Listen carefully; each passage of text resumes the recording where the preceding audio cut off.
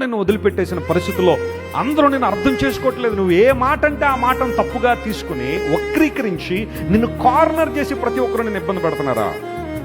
ఒంటరితనంలో నిన్ను విడిచిపెట్టకుండా ఉండే దేవుడు అంటూ ఉంటే ఆయన కేవలం నా ప్రభు అని యేసయ్య మాత్రమే. హల్లెలూయా. ఆయన నిన్ను పెనవేసుకునే విధానం చాలా గొప్పది.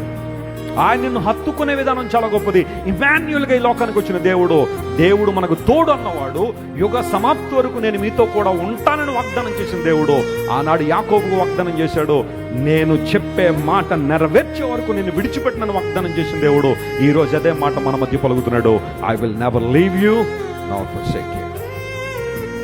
Don't worry about anything. నువ్వు దేనికి భయపడాల్సిన అవసరం లేదు.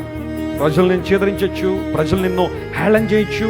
నీ భక్తిని బట్టి, నీ విశ్వాసాన్ని బట్టి, నీ యొక్క సమర్పణ జీవితాన్ని బట్టి, దేవుని కొరకు నిలబడే విధానాన్ని బట్టి బహుశా కొంతమంది నిన్ను హేళన చేయొచ్చేమో, కానీ స్టాండ్ ఫర్ గాడ్. దేవుని కోసం నిలబడి నీ జీవితంలో అద్భుతాలు జరుగుతాయి.